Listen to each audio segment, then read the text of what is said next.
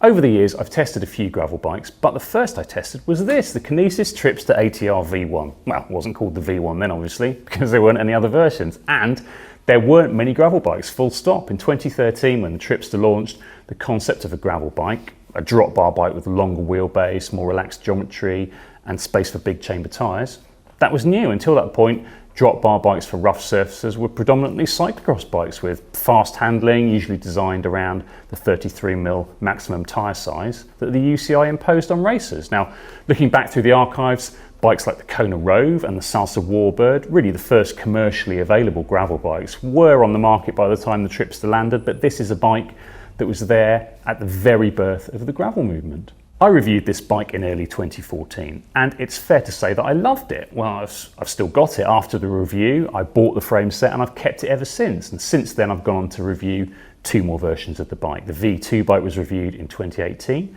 and at the start of the year, I reviewed this bike, the V3. My review bike has gone back now. This is my buddy Ewain's bike in the background. And for the first time in a long time, I've pressed this original frame set back into service, which got me to thinking this was a bike that was around at the very start of the modern gravel movement. So in the 8 or so years that we've been talking about gravel, what's changed? We're going to look at how the tech has evolved in that time. Comment below and let us know what your favorite gravel bike of the last 10 years has been. Right, let's look at what's changed. Actually, firstly, let's look at what's not changed.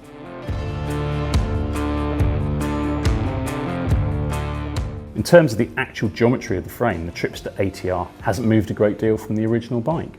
Now, what differentiates a gravel bike from a cyclocross bike?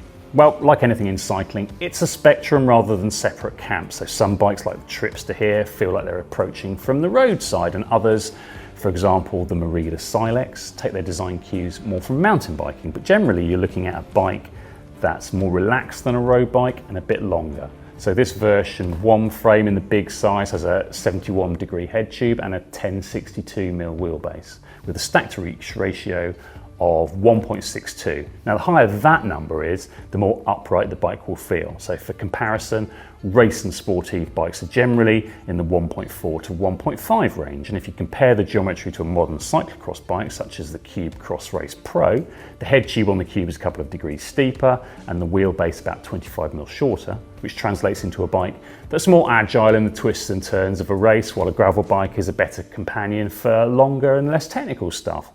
I mean, that's not to say you can't mix and match. I've raced cyclocross on this, for example, and I've ridden the Dirty Reaver on a cross bike. Bikes are versatile. That's what's so great about them. Originally, this bike was quick release at both ends, although in time I upgraded the fork to a through axle one. Now, through axles are pretty much ubiquitous on gravel bikes and disc brake road bikes these days, except at the very low end of the market. So bikes like the Claude Butler Primal we recently reviewed, they still get quick releases, but back in 2013, that was just what you got on your drop bar bike. In the middle of the decade, there was a bit of toing and froing and arguments about whether 15mm or 12mm was better at the front, with the 15mm standard coming over from mountain bikes. But nowadays, you're likely to have 12mm through axles, front and rear.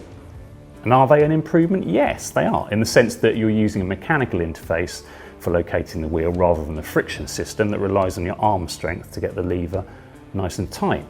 Now that means you can't really mislocate the wheel, which is good because disc brakes rely on very tight tolerances. Now that being said, I've never really had a problem with the quick release on this frame. Bottom bracket wise, not much has changed here. You still get a threaded 68mm bottom bracket with external cups on the V3, which is simple to work with and very durable. The only difference on that bike is that the shell has been made a bit bigger to allow the Di2 wires to run inside the frame if you're using a chain set with a 30mm axle. Now, there were loads of BB standards in 2013, and there are probably even more standards now. Lots of gravel bikes use press fit bottom brackets, and currently there's a move in road towards the T47 standard, which uses very similar dimensions to the press fit standard, but with threaded bearings. Some gravel bikes, such as the Santa Cruz Stigmata, have moved to T47, and I would expect that trend to continue, but yeah, who knows with bottom brackets. I've given up worrying personally. Although when I borrowed the Tripster's geometry to get a custom single spin made, I went with the T47, although that was T47 external. So yeah, it's complicated. In terms of mounting stuff, this V1 Tripster is quite traditional. You've got bottle bossers and you've got mudguard and rack mounts. And that's it really. And if you were looking at carrying loads back in 2013, you were probably thinking about panniers too. If you consider the standard bike packing setup that we think of now, of a big seat pack and a frame bag and a bar roll, all of those things existed, but they weren't widely available. 2013 was the year Apogura was formed, and in the few years following there was a big explosion in bike packing gear. But if you look at footage of, say, the first transcontinental race back in 2013, you'll see a fair few panniers in amongst the seat packs. Now the new Tripster has upper and lower mounts for bottles, a third cage mount under the down tube. The range fork has the bosses for big cages for mounting your dry bags, and that's pretty much the standard these days, although some bikes like the Fairlight Farron hedge their bets and they have fittings for panniers and for cages too, and a randonneur rack. That is a lot of mounts. Not every gravel bike is designed for big loads, obviously, but the Tripster, through its 3 iterations, has moved towards bike packing from the original 2013 bike, which nowadays you'd maybe call a road plus bike. It's probably somewhere between the current Tripster and the Kinesis GTD, which wasn't in the range back then. That push towards more of an off-road bent has led to a beefed up frame, so there's about 200 grams more metal in the newest Tripster than there was in the original version. The ride of the bike has changed slightly as a result. Swapping from one to the other, this first generation Tripster definitely feels more like a road bike, and the V3 is a better bike on tougher terrain. Disc mounts have changed too in the life of the Tripster. So this bike, as it's built up now, has post mount discs, but I've got the original fork here, which predates even that. This is an IS mount fork that you bolted the post mount onto. Nowadays, you'd probably not find anything that isn't a flat mount, both at the front and the back. The V1 Tripster also ran the disc on the outside of the rear triangle, in the manner of mountain bikes of the time. Now that disc mount moved inboard to sit on top of the chainstay on the second version of the frame, and that is now the almost ubiquitous standard. Flat mount looks a bit neater in terms of the performance of the brakes. There hasn't really been a huge amount of progress. Those original brakes were pretty good. They were a bit more fiddly to get right than the current crop, but they definitely did work. The new GRX Groupset here is flat mount only, although if you're building an older frame like this, you can still use the old Ultegra post mount calipers. Mine's actually got Diore mountain bike calipers, which aren't technically compatible, although as always with Shimano, what's technically compatible and what works aren't always the same thing. Of course, the Tripster ATR has evolved over the last decade, but that's obviously not the whole story of gravel. This is still a reasonably traditional bike in many ways, and the gravel scene has expanded in lots of different directions. One of the things that's getting bigger is aerodynamics and integration. I mean, in that respect, the evolution of gravel bikes has mimicked what's happened in road bikes. Back in 2013, bikes like the Felt AR and the Scott Foil were already well established. It wasn't long before gravel bikes were following suit to milk those marginal gains. So the 3T Exploro, which first appeared in 2016, it's probably the defining bike of aero gravel, and it was very much an outlier when it launched. Did us normal riders need to be aero on our gravel rides? No, probably not, and probably not now. But now there are loads of them. Recently we've seen bikes like the Scott Addict Gravel and the Cervelo Aspero take integration to the same level that you see on a top-end road bike. And it's not just the top dollar brands either. New bikes like Ribble's Gravel SL are bringing that full integration down in price, although that's still a reasonably pricey bike. But it's definitely a trend we'll see continue, although I think there's always going to be a place for titanium in gravel because its material properties really lend themselves to a frame that feels quick on the road and comfortable off it. Plus, of course, it's really easy to clean.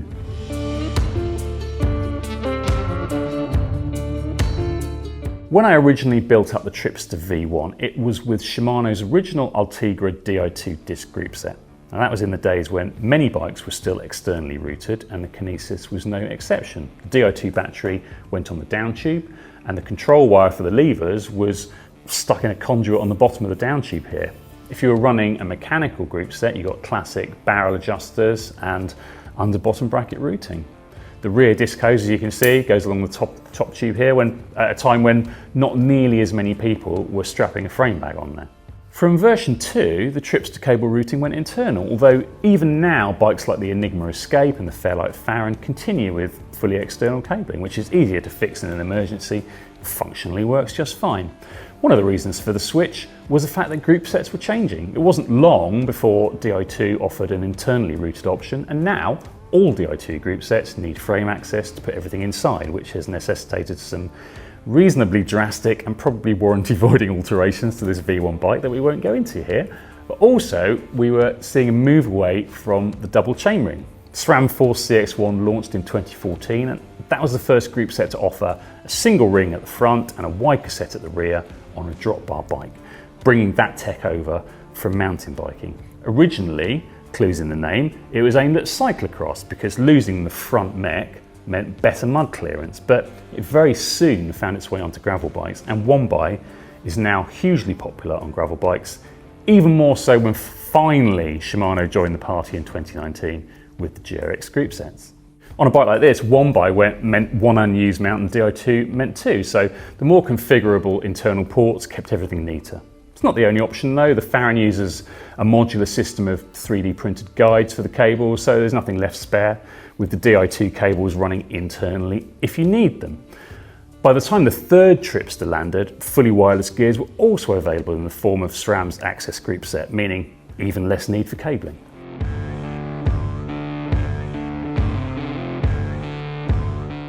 Okay, let's move on to wheels. In 2013, your road wheels were 700C, unless you're on a touring bike, when you might have had 26-inch wheels from a mountain bike. And because of the 33mm cyclocross restriction for tyre width, it was unusual to find 700C tyres much bigger than that, with anything above 35mm pretty rare. This V1 Tripster has enough room for a 40mm 700C tyre, and it was designed solely around 700C wheels. Now, it's fair to say that that's all changed. The bike that did the most to change it was probably the Cannondale Slate in 2015. Now, it wasn't a bike that was a particular commercial success, but it almost single-handedly redefined what a gravel bike could be, with a lefty suspension fork up front and 650B wheels.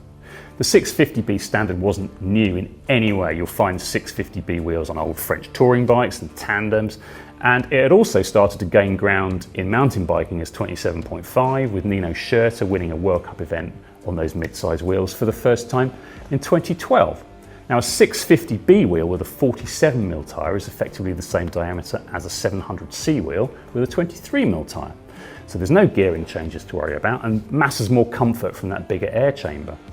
Because the two wheel sizes are interchangeable and disc brakes mean there's no worries adjusting brake position, most gravel bikes now cater for both sizes. So from version 2, Kinesis upped the 700C clearance to 45mm, taking advantage of the fact that it was a growing gravel market, and a much wider tyre choice, tyres like the 43mm Panarosa Gravel King that were appearing. And for 650B wheels, the V2 frame could take up to a 50mm tyre, making it perfect for new semi-slicks like the 47mm WTB Horizon. Those bigger chamber tyres also make it a lot easier to run tubeless. Road tubeless wasn't new. Even in 2013, I tested my first set of road tubeless tyres, the Hutchinson Fusion 2s, as far back as 2009, but as tyres have got larger and pressures have dropped, tubeless makes more sense. I don't think I've run a tubed tyre on a gravel bike since about 2015, and these days most gravel bikes come with tubeless ready setups, even if they're not tubeless out of the box. We've already talked about the Cannondale Slate, and that lefty fork on the Slate continues to evolve on Cannondale's Topstone, and it's just one of the options to add a bit of suspension if you're finding that going a bit uncomfortable. There's Lauf's leaf sprung fork, and both Fox and now SRAM with the Exploro group sets offering front suspension. At the back there are options like the Moots Root YBB with its built-in rear shock, and again the Topstone, which claims 30mm of travel at the back just from the carbon layup and a single pivot. And then there's options like the Redshift Sports shock stop stem, which is a Gervin flex stem for the next generation, if you remember them. Nothing's really new, is it? And the venerable Thudbuster even has had a makeover in the guise of the EE Silk for gravel and road. Suspension will surely continue to be a major trend over the coming years. So there we go, a lot of stuff has changed, but what hasn't changed is this original Tripster was a brilliant bike to ride, and it still is today. The intervening years haven't made it any less fun, and now that it's rebuilt, I'm sure I'm going to spend a lot of time on it. Check out the road.cc reviews, loads of gravel bikes on there, and if you've got anything to say about gravel bikes, just comment below. Thanks for watching this vid. Don't forget to subscribe if you've enjoyed it so that we can show you more.